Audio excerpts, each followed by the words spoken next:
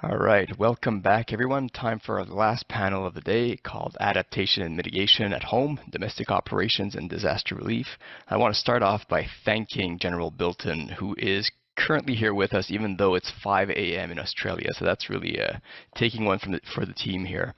I'll let the moderator Zoe do the introductions, but I did want to take a moment to introduce everyone here to Zoe, who is an analyst and research coordinator with the Wilson Center in Washington, D.C. with the Canada Institute, to be precise. And one of the reasons why Zoe is here with us is that we enjoyed her contribution as a moderator during the Ottawa conference last March, and I did a bit of headhunting afterwards because I wanted her to come back. So it's really good to see you, Zoe. Thanks for accepting the invitation, and over to you for this last panel of the day. Thank you very much, Yuri. It's fantastic to be back, and I'm really excited about this panel today. So I'd like to introduce the fantastic panel we have with us.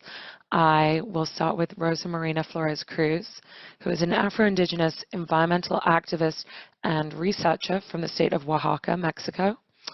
Then we have Lieutenant General Greg Bilton, who is the Chief of Joint Operations at Headquarters Joint Operations Command for the Australian Defence.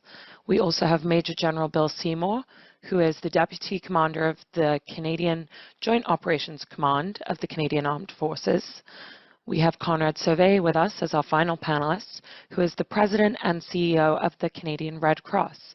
So I won't take too much attention away from the panelists. I will allow them all to give some opening remarks, and we will start with Marina. Thank you, Zoe, and thank you everybody here. First, I want to ask you apologize for my English. It's not so fluent that it was before, but I have some notes that I want to share with you about the implications of the climate security and specifically in indigenous territories. As an indigenous woman from my hometown, I think we have different ways to understand what is happening with the climate crisis and how the policies are taken from the state and from the police forces and the army. So it is a fact that the climate crisis is an actual major problem. And also it's a fact that the most threatened and affected are the indigenous peoples. This climate crisis is a result of systemic and structural inequalities that govern the world today as a result as 500 years of colonialistic and patriarchal practices. In the current territory of what is now called Mexico, we live daily the consequences of an internal war, the war against the drug cartels, and this has turned our country into a giant cemetery. Due to this, the relationships between the civilian population and the armed forces is extremely tense. In addition, the persecution of environmental activists, journalists, and defenders of the land and the territory are linked, in several cases, with forced disappearances and the concealment of information about the participation of the army, the armed forces, and the police. If this were not enough, for the last 3 years, the creation of the National Guard has implied the centralization of the public security policy decisions making of the federal level. Even though in its decree, it appears as a civilian body, its actions had made it clear that it's a military corporation that is directed by the army force in the country. In this sense, in moments of exacerbate hegemonic dispute, the geopolitical control of the territories in Mexico are strategic. There are two main projects that the current federal government in our country are building and are giving all the protection to the National Defense Secretary, the SEDENA. The transseismical corridor that it wants to be built in my region, in my hometown, and the Mayan train. These both projects are built as exit routes to make bigger the markets and to make as corridors of merchandising in the territory of Mexico. In this situation, we are able to see two lines principally: the militarization of the building of the infrastructure in the indigenous territories and the violation of human rights and the rights of indigenous peoples. In the last couple of years in Mexico, the armed forces have been the protagonists in the great construction of the federal government. They take care of the they take charge, of the 27 buildings in all the country, and they are justifying the participation of the armed forces as matters of national security. To talk about climate crisis and security issues is with a militarized approach from the climate. I'm gonna reformulate this. To talk about the climate crisis as a security issue is problematic, because a militarized approach to the climate crisis increases injustice in the territories of the indigenous peoples, the people who are more affected by this crisis. In addition, there is a link between the imposition of mega projects on indigenous territories and the climate crisis. As we said in a manifesto of an organization I'm part of that it calls Indigenous Futures Network, in times of extermination, ecocide and genocide, pandemics, massive fires, air pollution, water wars, and communities displaced by climate catastrophes, ecosystem destructions, mass extinctions, in times of imposed death, we, the indigenous peoples, decide to organize. We have the voice of peoples who, for thousands of years, have been defended the life on the earth, and we have a message to share. The alternatives for the climate crisis already exist, and they are alive in our peoples.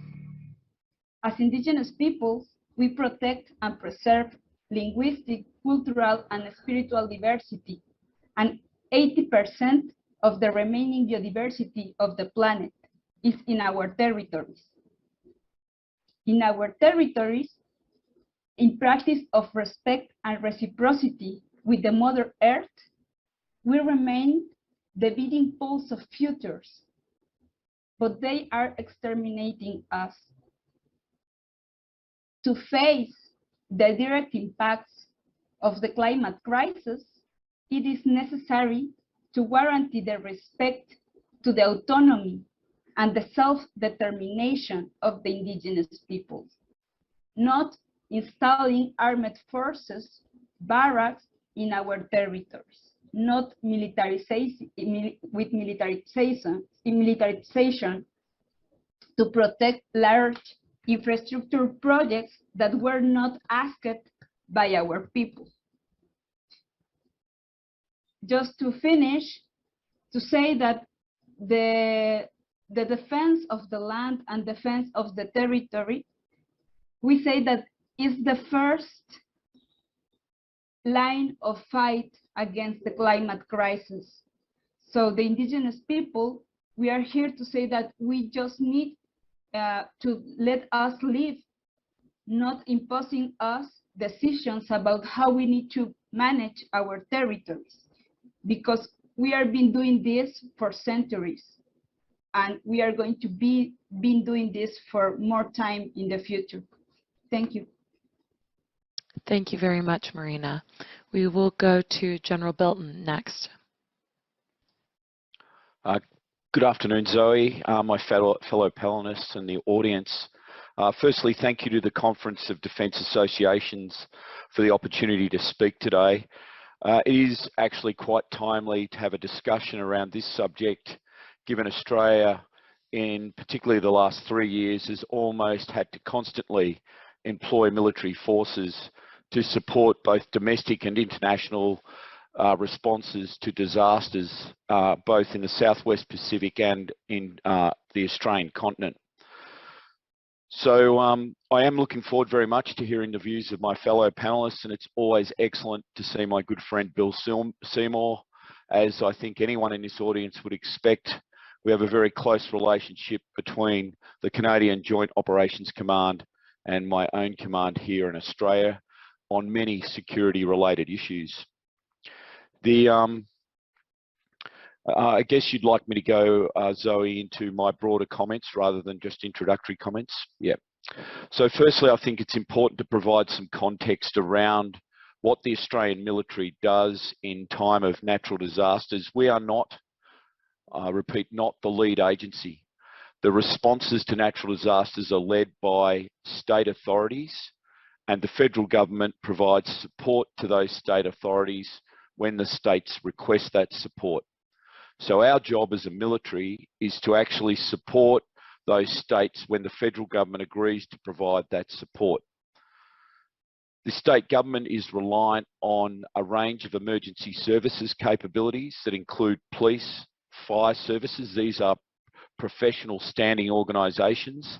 And then it's reliant on a heavy number of volunteer organisations, our rural fire services and our state emergency services in particular, made up of many young and old Australians that make a contribution on a voluntary basis to respond to support their communities. Our system is based on a resilience model. So it works in the way that we divide the responsibilities into a local response, a regional response, a state response, and a federal response. The idea is that you build resilience at the lowest levels in your organisation. So there is capacity, a certain level of it, to respond to a crisis at the local level. And when you exhaust those resources or are getting close to doing so, you call on and draw on resources at the next level. So from local to regional, regional to state, etc. This is important both for building capacity and resilience in local communities, and ensuring that the right sorts of resources are available at that level to enable an immediate response. Australia is a vast continent.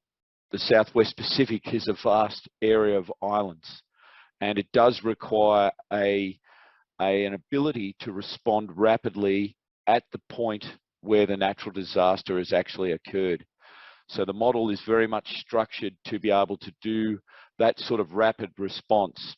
It still requires the regional, state and federal level to be able to respond rapidly as well. And one of the key issues, I guess, or lessons that have risen out of particularly the last 3 years, where we've had to deal with major fires across 4 different state and territory jurisdictions concurrently at one time. That took place in 2020 along the Australian eastern seaboard.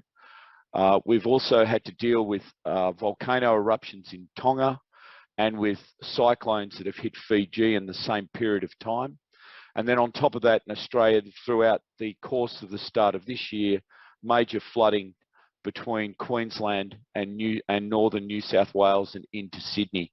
Record levels of flooding that's occurred, particularly in the Northern Rivers region of northern New South Wales. Now, this region's prone to flooding. 17 floods in the last 21 years. So it is an area with significant water courses that receives significant rain. The difference is the record level in some of the towns was around 11.5 metres of flooding. The levees in these various villages and towns were set for that. This year it flooded to more than 12.5 metres at its peak.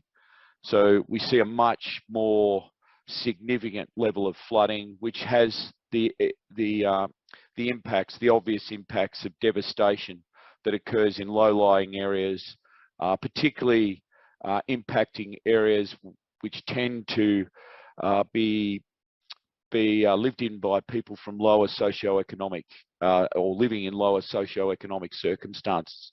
So it tends to hit that group of our society particularly hard because land in flood areas, frankly, is cheap. Fires are less discriminatory, and I can't say that they necessarily impact one part of society or another. The difference between the two is you can fight a fire, you can't fight a flood.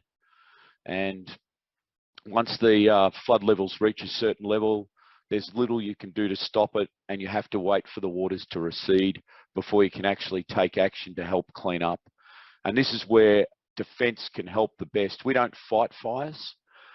We do help out in floods, but we can assist those volunteers and the professional firefighters across Australia and in those countries, those other countries we support, to fight those fires more effectively. So it's the, if you like, exquisite range of military capabilities that include intelligence and surveillance and reconnaissance capabilities, logistics and supply, health support that is mobile and can be provisioned into remote areas, providing support into remote areas, including enabling other government agencies to provide support, that immediate support, including funding that is provisioned to Australian citizens in crisis. So there is a role there, a very important supporting role that reinforces those volunteer and professional organisations that exist in our state-based organisations. So we've learnt that we need to continually improve our coordination. We've also learnt that relationships across whole of government are absolutely critical to delivering an effective response. And some states in our country are better than others at actually responding. They have more experience, or they've just got a better structure and organisation in terms of being able to deliver a response effect rapidly. And so we've seen a real concerted effort on our government's part to improve these processes, particularly the state governments. And we've had to adjust accordingly as a military to make sure that we can provide that support that I spoke about. The most important thing the military does is actually move in an immediate sense immediately after a disaster and start supporting the community.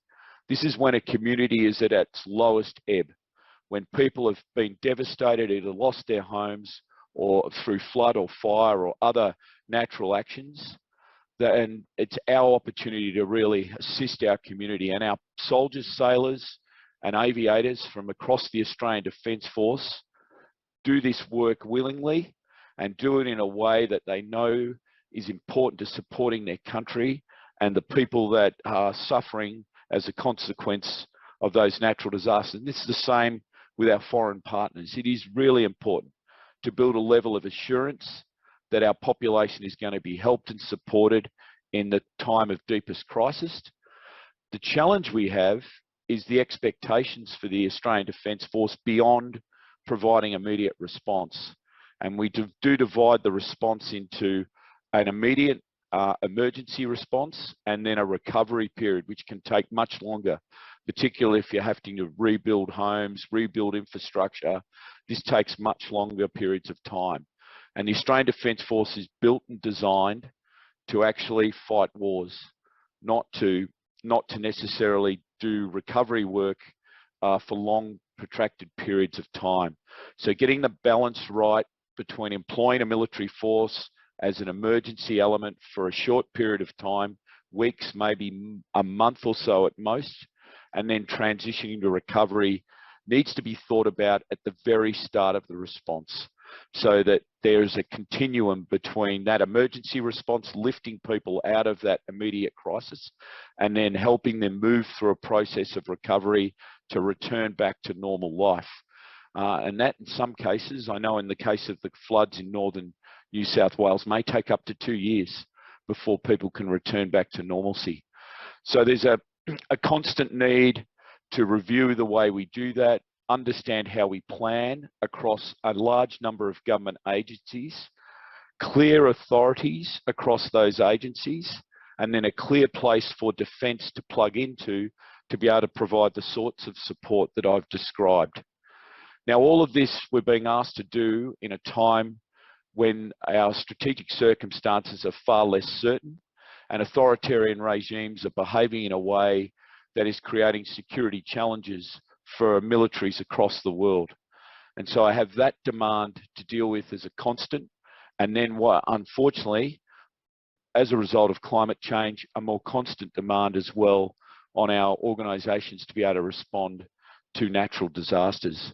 I can't see that changing, but it does place significant pressure on the Australian Defence Force. And I'll pause there, Zoe. Thank you.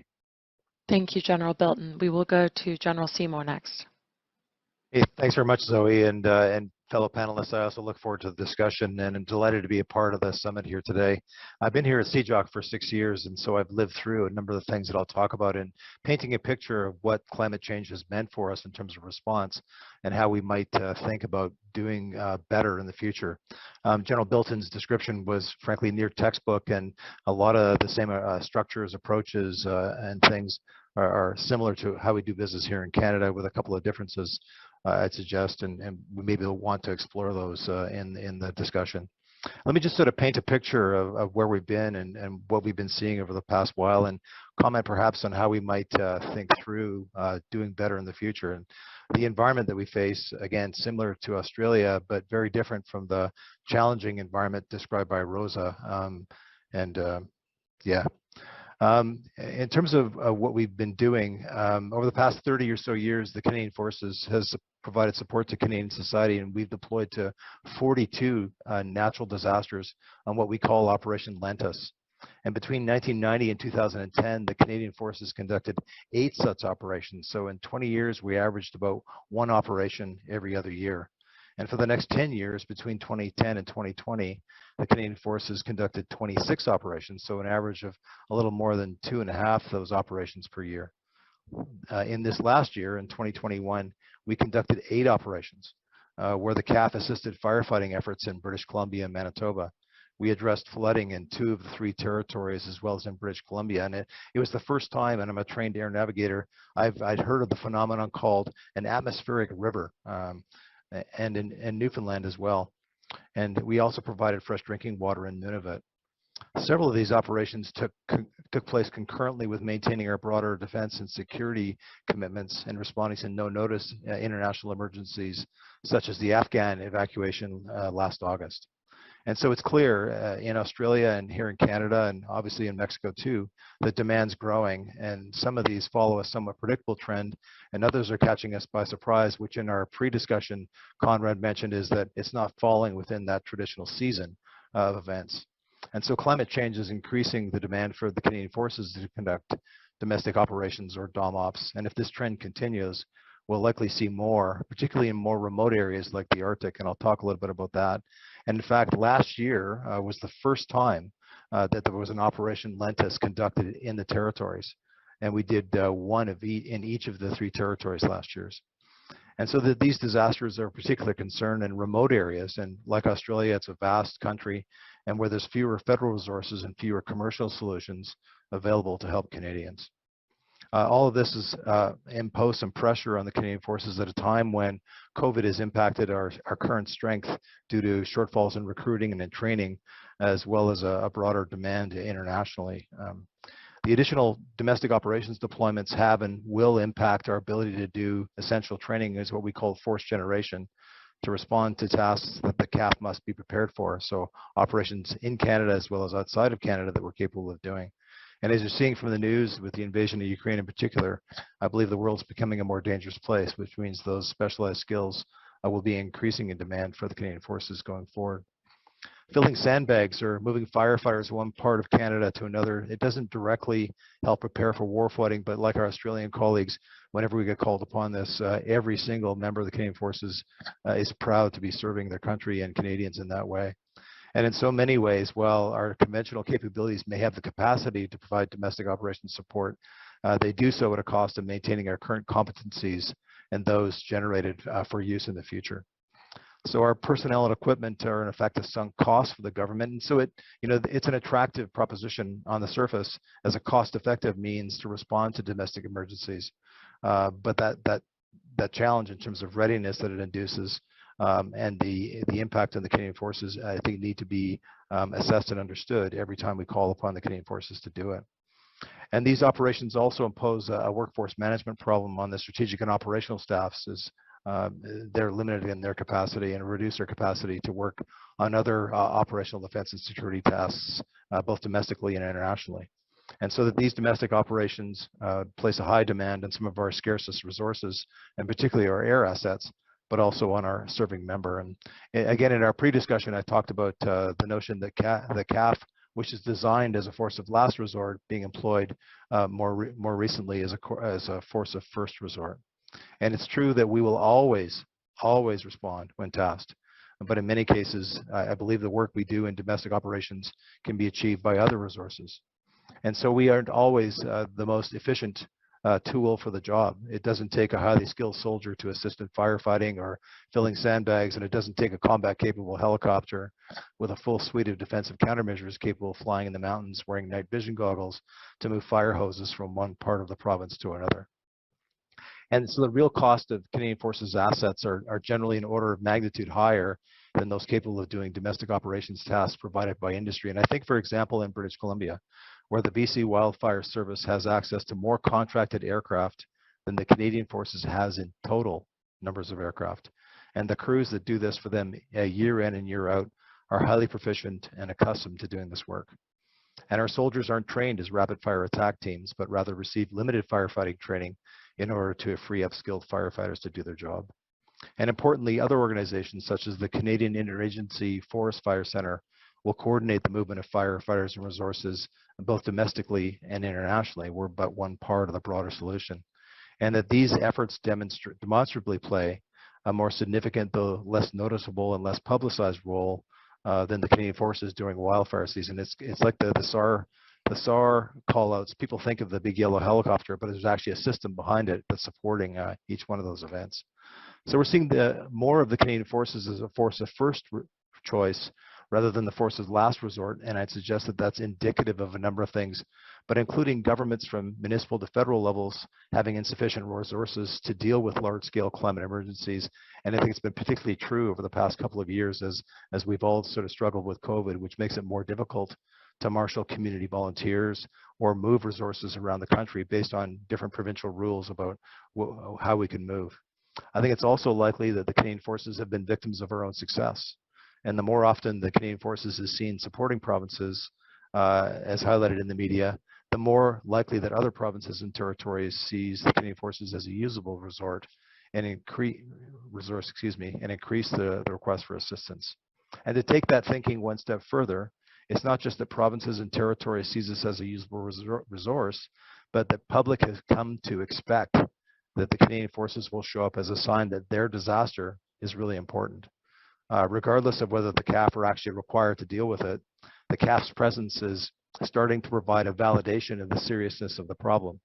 And moreover, the federal government and our elected representatives want to be seen as helping the affected populations as well, so they encourage a CAF presence as a symbol of their support, regardless of whether or not the support can be provided in other means. And happy to explore that in questions. So in some ways, this is much a public affairs issue for us as an operational response. The solution, I believe, to all this, and the way that we aim to do it, is broader collective resilience and greater resilience as a society. And so I think climate change emergencies will continue to occur more frequently, and we as a society need to be prepared for them. And I think based on what we've been seeing, what was sufficient in terms of a response capacity 20 years ago is not going to be sufficient looking 20 years forward. And so that grappling with the challenge will require that we address our overall resilience as a nation, which has been sorely tested for sure in the past 2 years through COVID. And there's a need for all levels of government to pursue preparedness as an act of good governance and leadership. And this includes our good friends in the Red Cross, Canadian industry, contractors, NGOs, community groups, and volunteers, and others as a viable solution and alternatives prior to the declaration of emergencies, after which the cap is very much more likely to be drawn in, as much as for political reasons as for the severity of the problem. And I think this shared ownership and collaboration is common in the Arctic. And when you go to the Arctic and you see things, everyone in the community pitches in to help. And notably, the effects of climate change are the most profound for Canada in the Arctic. And I think it's warming at 3 times the rate of global average, and it presents a challenge for us as Canadians. And this has a direct defense and security implication for us in the Arctic, especially where accelerated permafrost degradation and coastal erosion are threatening northern infrastructure, including infrastructure critical for continental defense and livelihoods. And so over the past several years, through these operations that I've described, we've drawn a number of lessons learned, some of which were touched upon already, and I'm happy to bring up more in our commentary. But I think one of the most important is that we in the Canadian Forces acknowledge that the increase in demand, and we're positioning ourselves to bolster our presence, particularly within provincial emergency management organizations, to enable increased awareness, to be a partner in overall resilience and planning and exercising and capacity building, as well as response. I look forward to the discussion in the panel. Thanks, Zoe. Thank you, General Seymour. And finally, we'll go to Conrad Sauvé. Thank you. It's a real pleasure to be here as well. I'm speaking to you from the unceded territory of the Anishinaabe Algonquin here in Ottawa. I'm going to try to build on a lot of what's said, and I totally agree with the last speaker, General Seymour, in terms of the context in Canada. And I think Rosa certainly raised the issue of the perception of military also. That's, I wouldn't say that it's not the case in Canada or Australia, but certainly in other places of the world where it's more challenging in the response. Just to give you a bit of context, in the last 5 years, the Canadian Red Cross has supported over 700,000 Canadians evacuated by floods, fires, and different disruptive events. I want to acknowledge also some great collaboration with the Canadian military. I'll talk a little bit about that certainly in the last 2 years through COVID, but also in recent operations. And I think what we've seen, of course, in responding is the complexity. I think everybody's talking here definitely about the complexity of the events, the fact that we're seeing more of these events. Our operations have been 90% domestic. I will talk just a little bit about our international role in emergencies as well, but we've seen definitely a growing situation. The events are now. We're living the impacts of these climate events. And they're not unidimensional anymore. We're responding in British Columbia last year to fires, floods in a COVID environment. And I think we're seeing the complexity of the responses more and more in that sense. And also, General Bilton mentioned that the recovery, we tend to focus on the emergency response, but the event is, for those affected, lost everything, lasts on average 2 to 3 years. Actually, those that have lost everything, have been evacuated, will not be returning, and these communities are impacted. So when we're looking at the impact on population, we're seeing, of course, the large impact. There are communities that are more vulnerable than others, and interestingly, the experience certainly in Australia is similar to here. Low-costing areas, uninsured areas are attracting people that will be disproportionately affected, and of course, Rosa has talked about also those that are overly affected. One of the overall conclusions on that, when we look at the response in Canada to these complex events, is we're very reactive still to this new reality of these larger events, these events that are no longer seasonal, that are drawing on our overall capacity. And and COVID was a real wake up. The pandemic was one as well in terms of building up this response. So we're reactive and we're not adapted to the environment. Our risks are not clearly understood as well. Canada's risk mapping has not been updated. This is a real challenge. I think we need to update our risk map because we're going to talk about the solutions, but we need to start talking seriously about the updated reality of the situation. What do we need to build in terms of response?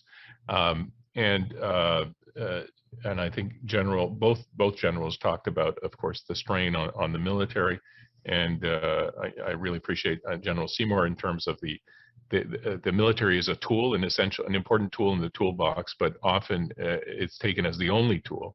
And if it's called on too much, is the lack of other tools. I'll highlight during the COVID, we were asked to replace the military in terms of long-term care support. Actually, we recruited, trained, and deployed 5,000 civilians in the COVID response in answer to 108, similar to Australia, 108 requests for assistance from the territories. So we can build, and we're building and maintaining right now, a civilian response capability. That's an additional tool.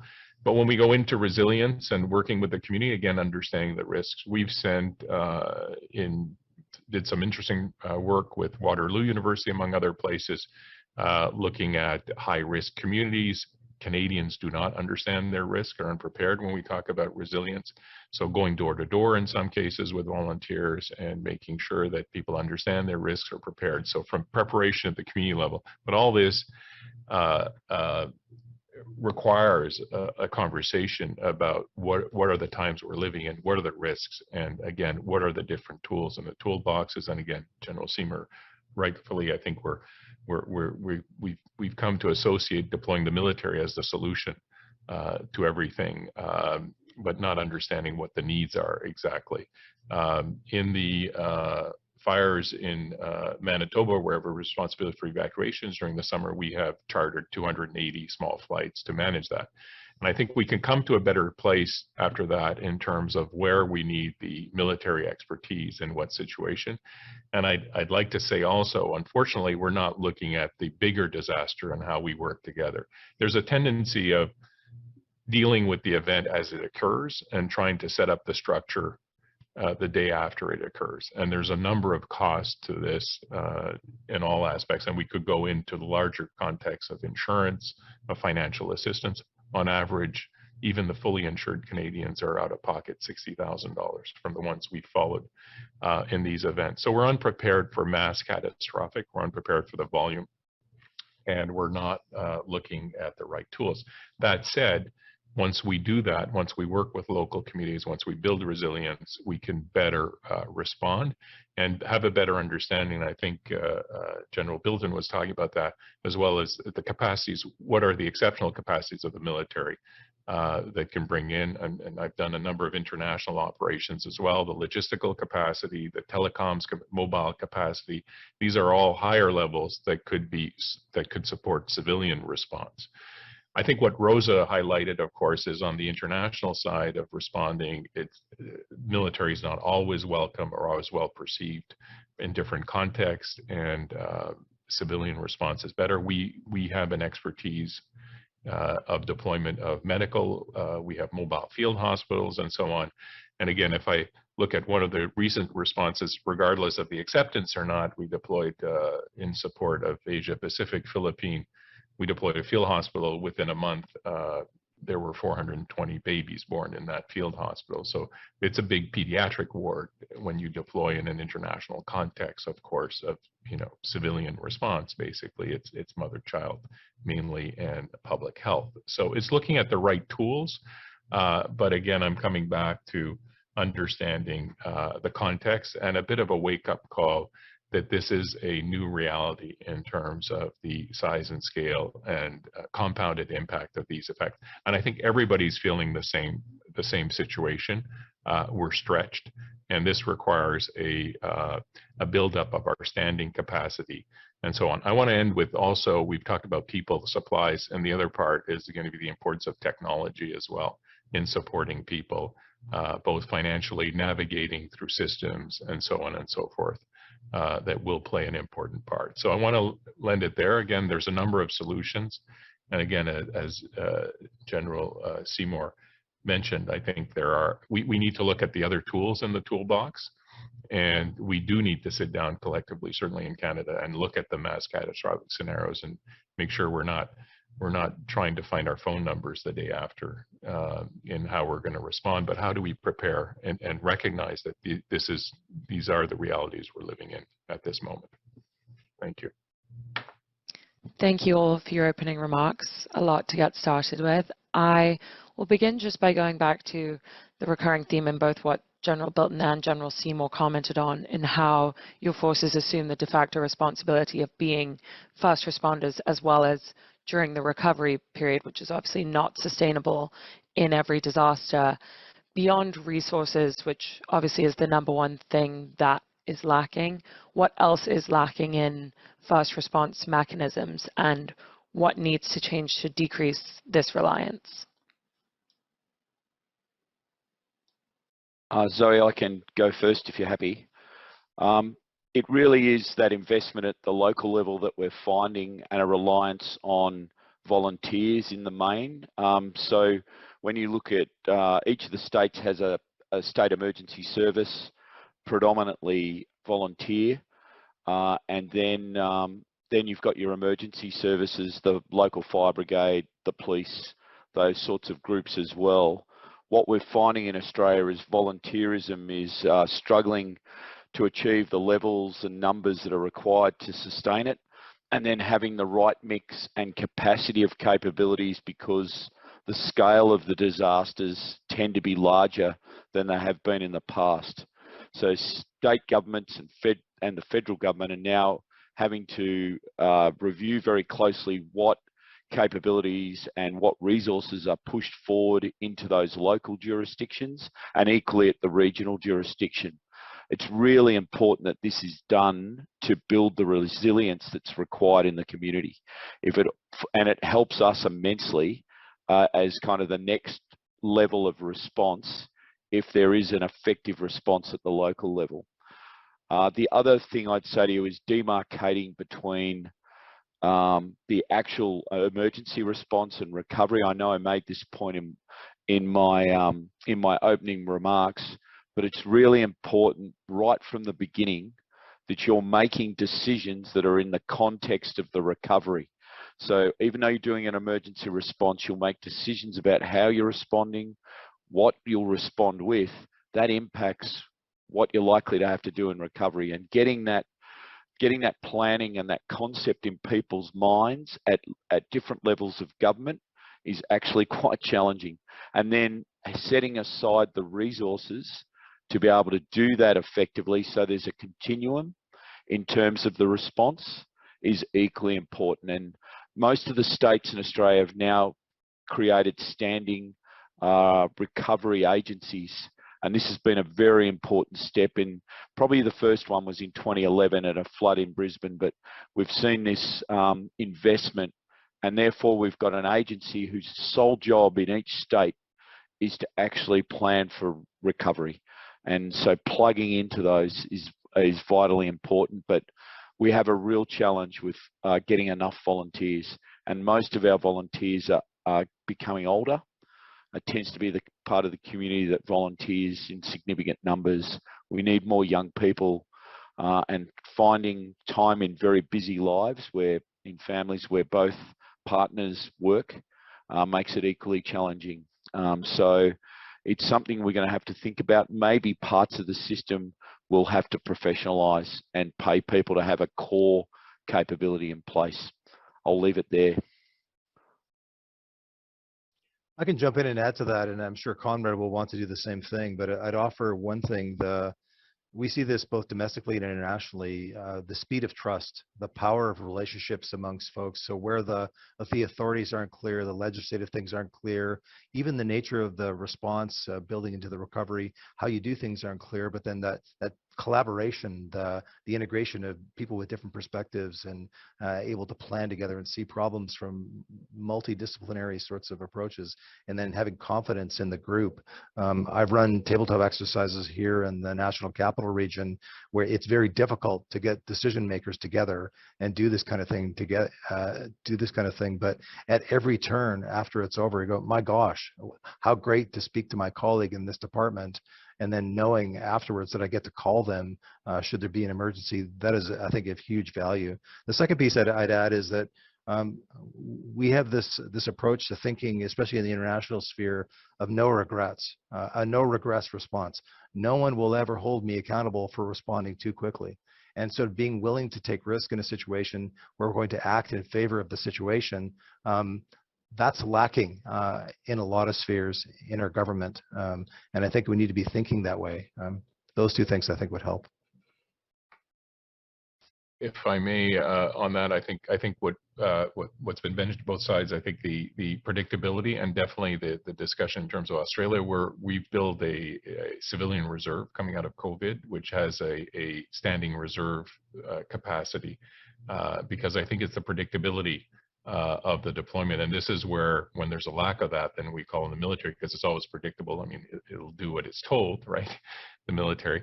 But we need a predictable and standby alternative to that. And I agree on the recovery side.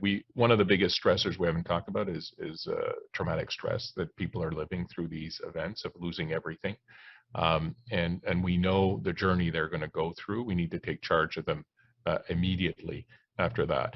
There's a whole discussion, I think, General Bilton's raising on volunteerism, but I think, again, we're not adapting technology to engage younger people on shorter time.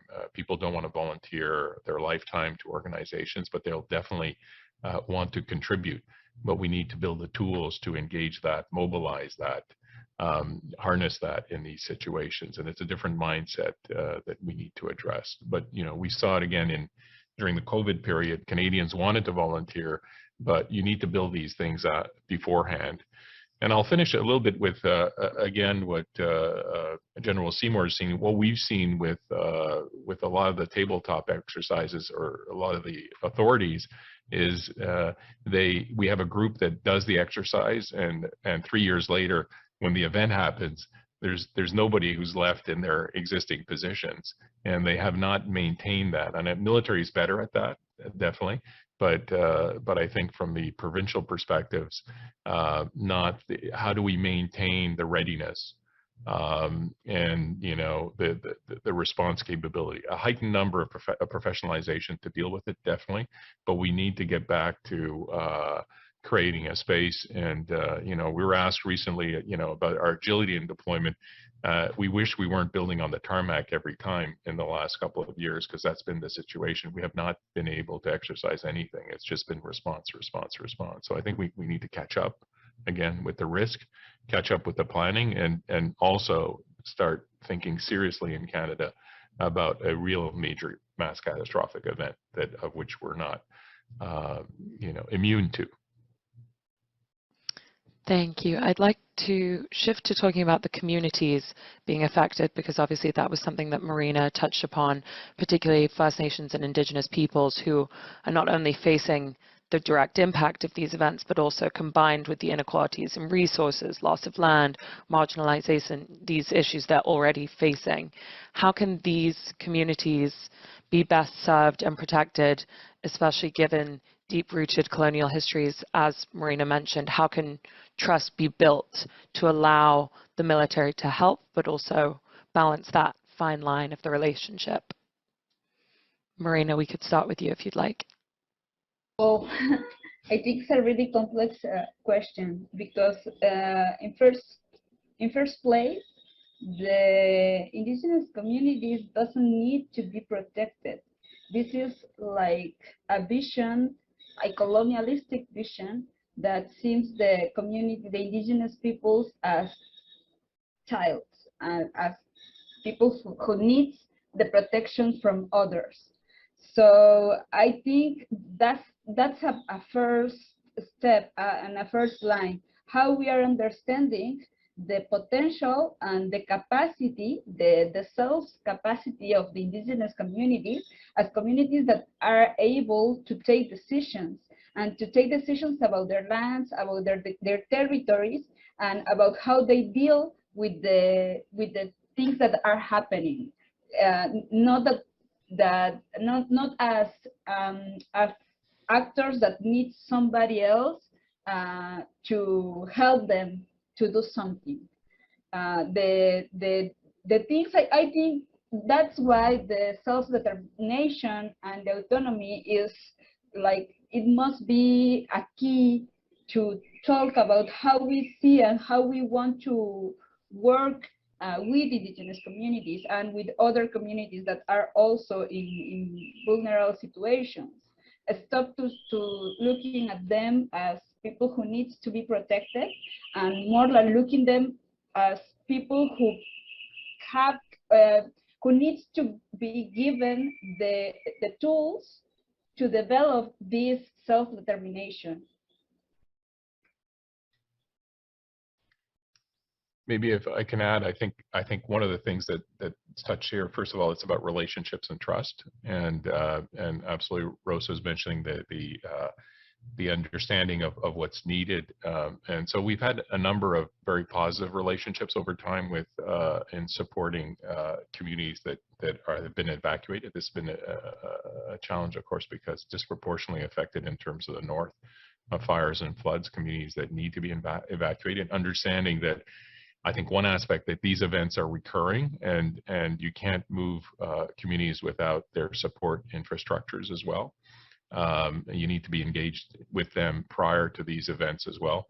And we have some very positive also relationships now building up with the Cree of James Bay, where they're purchasing our one of our field hospitals and the training, and want to build the hub of response in the north, understanding the particularities of the terrain, of the wilderness, and of course of the community. So it's not in the response, it's prior to the response and the relationship in building and being prepared, of course, and having the community really engaged in this with its leadership. I'll just add to that briefly too. The Canadian Forces has a network of rangers involved in northern Canada and in the Arctic, and they're an incredible resource because they're drawn from the communities. And as community leaders and their involvement there, they play a really important role in making that connection, that human connection with people, in order to initiate a response, which could be followed by additional Canadian Forces personnel. The second piece is that we also try to use reservists, and we've been front-end loading reservists through advanced contracting through the summer, where people from the community choose to be called up in the reserves, and we will use them in a community response. So you got that very human connection to people in the community who are being supported by reservists who are from that community. The other piece that we've leveraged to good effect in some areas, particularly during Montreal floods, is that the Canadian Forces has embarked on a broad range of training on gender analysis and GBA plus and a human security lens. And in a couple of areas, we've been able to identify areas within the community that we thought would be more needing of support, and then provided support in a targeted way to those kinds of things, and it's been beneficial in a number of ways. Thanks. Thank you. I'd just like to ask you all one more question before we address some of the audience questions which have been coming in. So you all have briefly mentioned wildfires and bushfires, which are an issue in Mexico, Canada, the US, and Australia, and have become an increasingly serious problem, especially in the last couple of years. And I'd just like to look at a slightly positive example of collaboration in the assistance last summer in the wildfires in British Columbia. Mexico sent 100 firefighters immediately, who were some of the first responders there. Is this type of collaboration response something that can be replicated and in a sustainable way across borders? Can countries be working together in that response? Yeah, Zoe, if I may, what I'd say to you is one of the benefits of our geography is that our season is opposite to yours, and there is pretty substantial exchanges already between countries. I know we've sent people to Canada and the United States to support in times of crisis, and equally those countries and others have done the same for us. And so there's a pretty well-established set of relationships between firefighting organisations internationally, and we have definitely here in Australia benefited from that. Just as an aside, we've also now found that our Southwest Pacific partners are wanting to provide support. So during the bushfires, Papua New Guinea, Fiji, both provided personnel to help, as did Indonesia and Singapore. And so, you know, this was in the aftermath. It wasn't to fight the fires, but it was to help with the cleanup. And I think it's really heartening when fellow members from fellow nations, neighbouring nations, come and help our local communities. I know Australian citizens in crisis really appreciate that. Over. I'd add, I think it's happening very much, of course, in the Red Cross world. We send hundreds of volunteers to support the American Red Cross. The Mexican Red Cross, of course, works very much in Texas. There's interoperability, but I think, General Seymour mentioned also the interoperability across provinces, because we need to, nobody can be prepared for an event that overwhelms that community. So you need to bring in support. On the international side, I think what we can't underestimate is it's an unbelievable school. It's a two-way street. I ask often, where's the expertise in Canada in earthquake response? Who's actually seen an earthquake in Canada? Yet we're at risk in two parts of the country of earthquakes. So we have part of our international team that have done numerous earthquake response. So you need to help, and you need to learn, and we need to share the learnings as well from these situations to be better prepared. Otherwise, we can't be prepared for the mass catastrophic events as well. So I think this network exists, and it's an important learning and exchange at the same time. We have a challenge in Canada. I mean, COVID has been an exceptional event because we've been hit all across the world at the same time, which has strengthened the notion of localization. You need to strengthen because travel was much more limited. But in Canada, I think we need to work in terms of our interoperability of moving our expertise around in these situations, because again, we need to be able to concentrate capacity to support a region that may be hit by something else. And we're similar to Australia. We're one country, but we have many divisions in terms of our provinces and our structures and so on. I just add a couple of tidbits. The community that comes to mind is the heavy urban search and rescue, light urban search and rescue, of which there's organizations in the U.S. and we've moved some of them either in North America, in the Caribbean, or the Indo-Pacific. And it's remarkable when you spend time focusing on disaster response. So I spent 3 years in Hawaii looking into the Pacific, and that's how I first met General Bilton. But there's a remarkable community that collaborates, UN OCHA, USAID, and when you attend meetings and exercises, you're meeting some of the same people at all these, and there's this great lively community of responders out there. Thank you. Those are all great examples. I was going to ask you about the Arctic, and we just had a question from the audience come in, so that's perfect timing. So a member of the audience has asked, speaking about increased military presence in the Arctic, have there been discussions about bringing back primary reserve units currently on supplementary order of battle, the Yukon Regiment, and increasing military presence and domestic capabilities?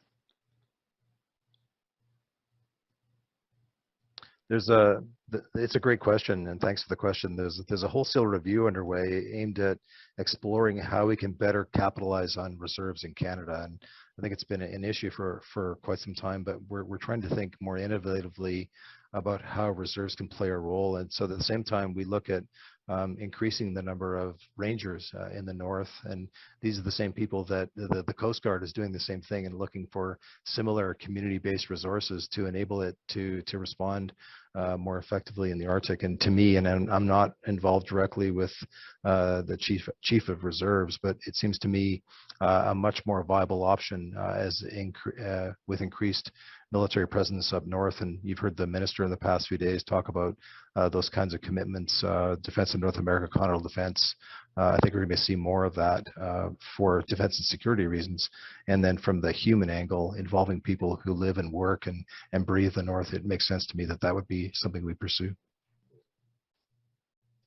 Thank you for that. And we have a question for General Bilton, also from one of the, I'm quoting here, not labeling this, as from one of the older, exhausted volunteer emergency services officers and bush firefighters, asking what are the military perspectives for increased military involvement in preparedness and prevention?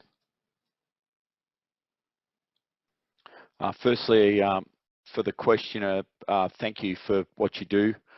I really admire people that volunteer their time to help the others in the community. So thank you. And I can imagine you are exhausted given the range of responses that have had to occur in the last few years.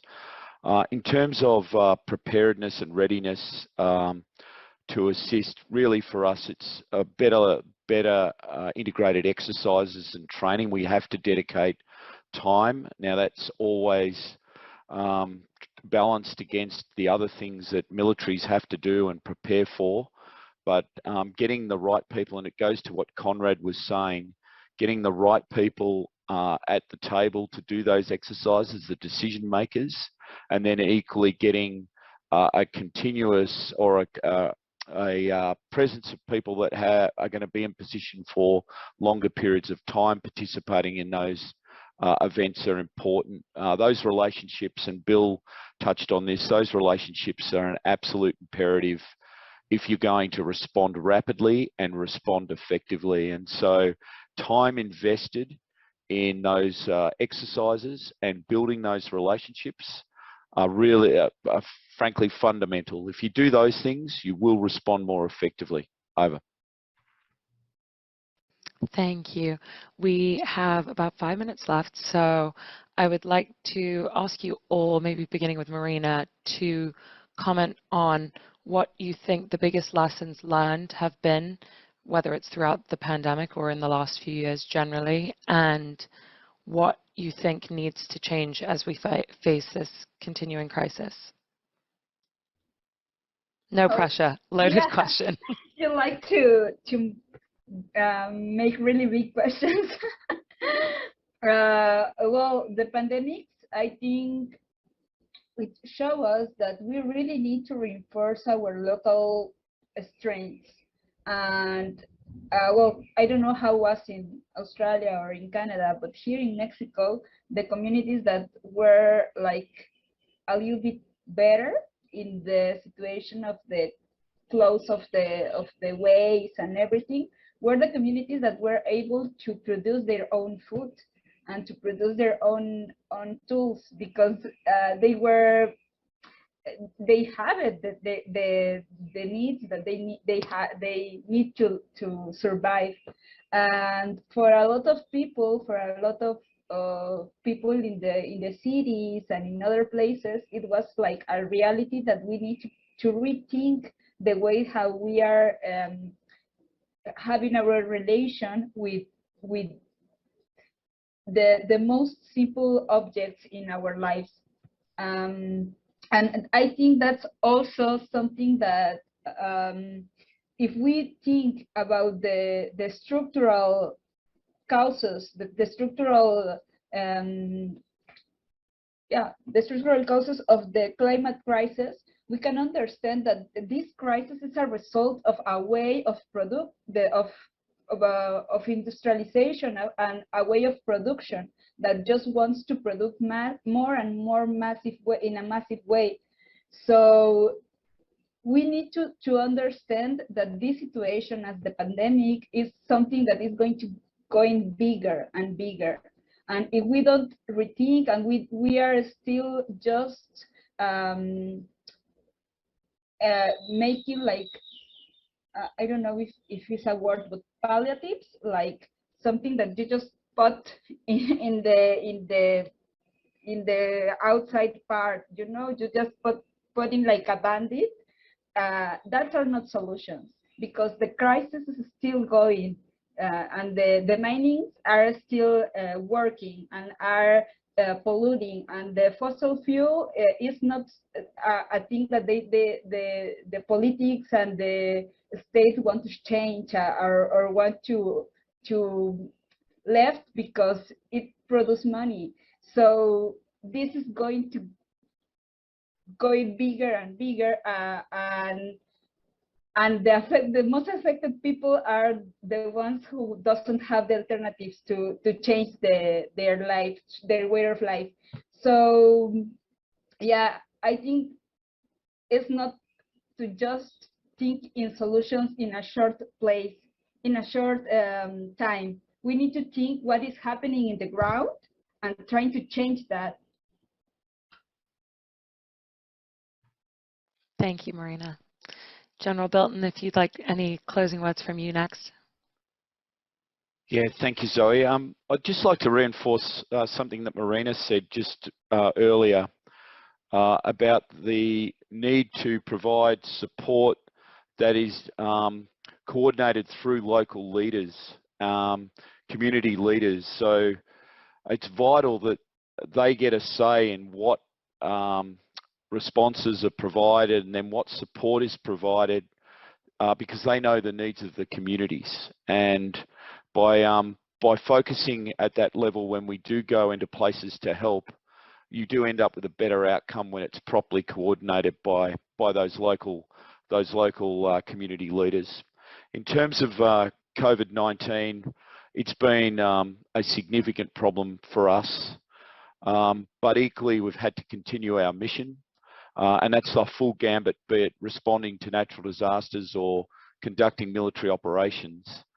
What I'd say to you is I've been deeply grateful for the resilience inside the Australian Defence Force.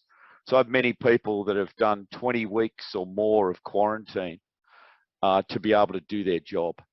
And when you think about it, and the lockdowns that occurred in this country, and the processes we had to put in place to firstly contain COVID and then learn to live with it, I mean, that was extraordinary over the last 12 to 20 months. That resilience I've seen in our communities as well.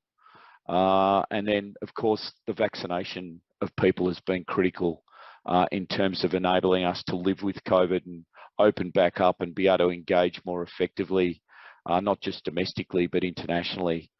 So I think it just added a layer of complexity to responses in the last 24 months that we need to make sure we take the lessons from and understand the well of resilience that exists both in our organisation as a military officer and a military organisation, but equally within our community, and how best to tap that and continue to grow it and sustain it, because unfortunately it's going to be needed in the future to deal with the challenges that we'll confront. Thanks very much. Thank you, General Bilton. We'll go to General Seymour and then Conrad to close. Hey, thanks. Maybe I'll riff off of what Conrad talked about and maybe touch on what Rosa talked about. But I think that, and it's an observation that spans both climate change and response as well as security. In Fortress Canada, we're not immune to the effects and the impact of both climate change and global security events. We need to watch what's happening in Mexico and in the Caribbean and in Africa and other parts of the world, and realize that the impact of these things will touch us. Either they're touching us now, I think they'll touch us more in the future. I think we need to better understand the threats and the risks and what we need to do about it, both individually and collectively, and demand more and demand better. Thank you. Bill just said all my closing statements there, actually, which was essentially that too. I think better understanding the risks we're living in, and this is not something that's going away. And again, I think there's resilience in the community, but we need to understand the risks and work on not when we're caught just in the response and the reactive side, it's never as good. So trying to get ahead of these, and absolutely, I think the global context has an impact on us. We're seeing right now, of course, the situation in Ukraine has an impact on food security, but it just compounded with COVID and everything else. So we need to be better prepared, and there is capacity in the community that could be harnessed in this sense. So thank you. Thank you very much. Thank you to all of our panel. That was fantastic to speak with all of you. And I will pass it back over to Yuri. Thank you.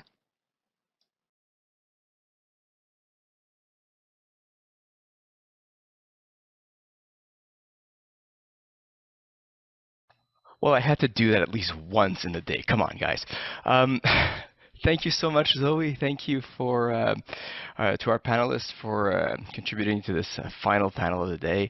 A really interesting set of takeaways on how we build community resiliency and make sure that when the national efforts are brought into bear on local communities, there's actually input and capacity already in place, ready to be part of the solution rather than just receiving it and not necessarily being part in the creation of what it's going to look like. So I think we've touched upon some really key points that I hope that those in the audience who are listening have taken a lot of good notes.